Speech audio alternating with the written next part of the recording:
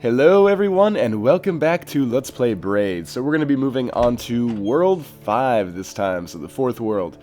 And on this one, I believe this is actually one of the fan favorites out of all of the worlds, because it does things a little differently than the last 3 worlds. We're not so much playing with time as we're playing with ourselves, and I wish I didn't have to word it that way. It's a little bit suggestive, but that's pretty much how it goes down. Basically, when we rewind time now, we cause a copy of ourselves to do what we previously did. And if that sounds confusing, check it out here. So you can see we jumped on the enemy and got the puzzle piece. Then when we rewound time, the copy of us did exactly the same thing. So the central premise of these levels is using the copy to do things that you could only do if there were 2 Tims on screen at the same time. So here, I've got to hit this switch and then also get up to the puzzle piece, and the only way to do that is to have my copy hit the switch. Although, he almost dropped that really heavy retaining wall on me, which would have killed me instantly. Yeah, the only way to do that was to have him hit the switch, because the switch will go backwards, like it will revert to its original position when I go back in time. So we're doing much of the same here, just hitting the switch, going back in time, and then our double is going to jump on the creature to get up, and since the creature is still alive, we're going to jump on it and get up to the other side, and this will allow us to get that puzzle piece. This world is actually really easy once you figure out what you're supposed to do for each one of these puzzles, but figuring it out is the hard part, to say the least. So there's 2 puzzle pieces on this world. Let's start with this one, because this one has more of a brute force kind of solution, I think. Most of the puzzles in Braid are pretty elegant. This is not one such puzzle. So for this one, we have to kill ourselves and then basically just stand at the site of our death, so we can pick up the key from our lifeless friend who's so generously sacrificed his life. Then, I'm just going to go kind of hang out for a couple of seconds, because I don't want to have a situation where I accidentally revert past where I got the puzzle piece. Otherwise, I'll have to get it again. So here, we're going to try to get the puzzle piece that's located inside of this kind of cubby hole here, but we need to get underneath first. Unfortunately, there's a rabbit that's actually blocking the way, so we need to employ a little bit of ingenuity to get there. So what I'm going to do, essentially, is cross over to the far right side here. And I don't necessarily need to jump on the hedgehog to do this, but for some reason I had that idea in my mind that you needed to do this. But anyway, you jump on the hedgehog, get across, and then remember that right now we're doing what we want our shadow copy to do when we come back. So we're going to cause that rabbit to come out and run to the right side. It will never run out of there, but it will run, you know, as far right as it can go without being outside, basically. So this will cause our shadow to be kind of a decoy for the rabbit, and by the time the rabbit figures out what's happened, it's too late. And since that puzzle piece was green tinted, we can rewind time without losing the puzzle piece and make our way to the next level, having gotten the 2 puzzle pieces here. So as you can see, things are easy once you figure out what you're supposed to do, but it's that figuring out period that can take a while. So there's 3 puzzle pieces on this level, and each one is contingent on getting this hedgehog that shoots out of the cannon up here to a different level. So we'll start by getting the last puzzle piece, because this will allow us to get the final 2 on the level at the same time, basically. When I say the last puzzle piece, I don't mean like the 3rd one, I just mean the one that's closest to the exit, as you'll see here. So this one took me a long time to suss out the first time I played through the game, because, again, it's another one that requires you to actually kill yourself in order to get it. So by causing the hedgehog to bounce off of our head, we give it a boost, and then we can then double jump off of it and take those properties in order to get that puzzle piece.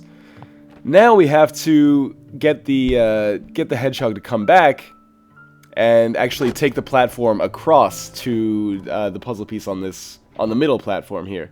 So we're going to kill this one, which will cause another hedgehog to be shot out of the cannon, and then we'll go down and kill this one, and by rewinding time we should be able to make this happen. I believe so, anyway. And I should be able to get both of them at the same time, if I've done this appropriately. Let's see. Yes, because the shadow platform also exists in the original position. So we can easily bounce up to that first one, and then because of the shadow platform, we can jump on the hedgehog, and then pick up the 3rd one.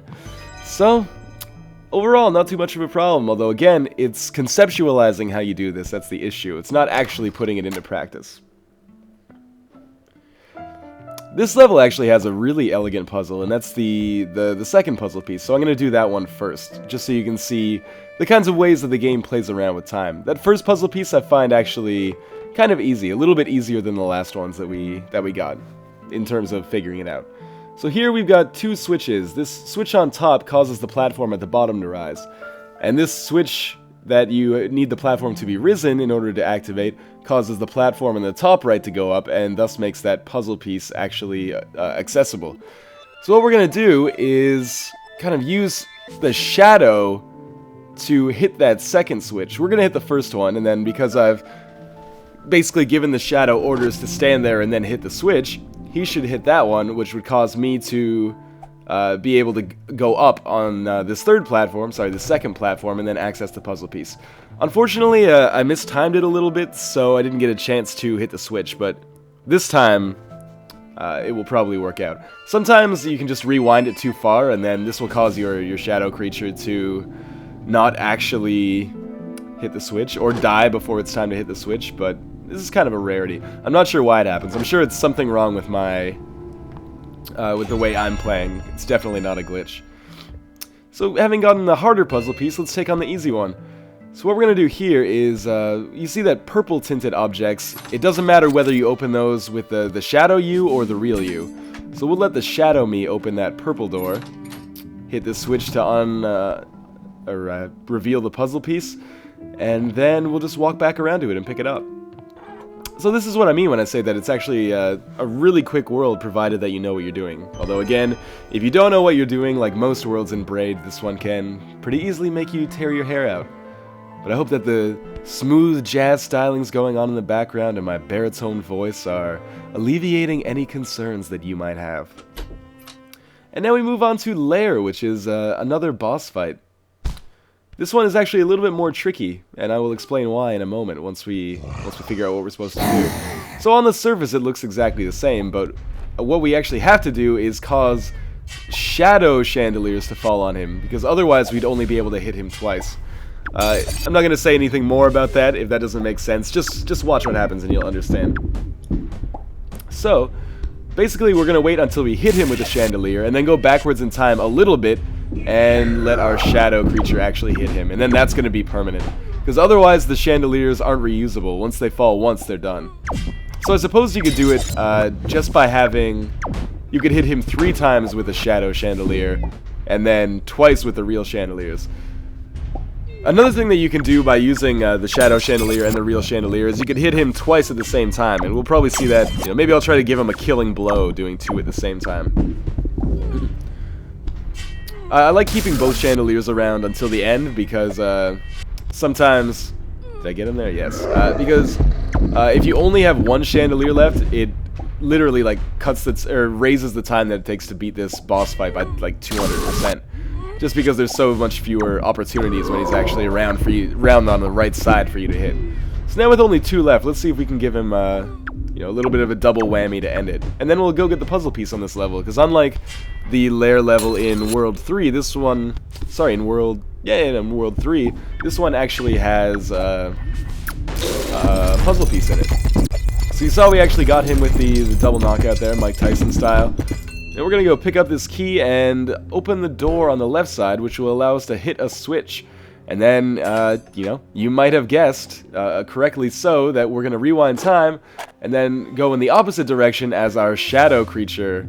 I always want to call him Shadow Link, but as our Shadow Tim moves to the left and will hit that switch for us eventually. So we're just going to kind of wait here and hope that he's going to do us a solid. And of course he does. Now this is the last level. We've already picked up 11 puzzle pieces. Again, like I mentioned, quite quick. We're only about 9 minutes in, and that includes the 30 seconds or more for the story. This one is maybe the easiest puzzle piece to get in the whole thing, except for the first one. But of course, there's a little bit of irreversibility to it, and I botched it the first time, so we're going to have to do it again. All you have to do, get the key, and then you're going to make like kind of a half-hearted jump into it, and your shadow creature will unlock the door for you, and you can just pick up that puzzle piece at the very end. That sweet pot of gold at the end of the rainbow. I can understand why this level is a fan favorite. It's one of the less difficult ones to wrap your head around, I think, which we can definitely not say for the next world. And I don't want to spoil anything, but I'm actually pretty good at this puzzle. I've had a little bit of experience with this one. I've had a lot of people send me messages like, hey doofus, start with the edges and the corners. I know, but I get confused because I'm like, I don't know which edge it is, I don't know which corner it is. I'm just going to continue doing things my own way. It's a nice little byproduct of this Let's Play, that the more I Let's Play the game, the better I get at puzzles in general. Maybe one day, you know, when I'm, God willing, a grandparent with nothing better to do, I can actually take on some puzzles now. Although that doesn't really sound like my cup of tea. Hopefully when I'm, you know, 60, 70, 80 years old, I'd actually just rather play Braid. But this puzzle is going along quite well, actually, and, you know, I'm giving myself a pat on the back. I'm pretty impressed with myself. And this scene, if you can't make it out right now, you can see that piece on the far right that is kind of, I just selected it right there, is actually an airplane. So we're looking at a portrait of a young red-haired man who maybe is drinking himself silly before a transatlantic flight or international flight. Who knows? Anyway, as always, another picture for our beautiful landscape, and I would like to thank you guys for watching. I will see you next time in World 6.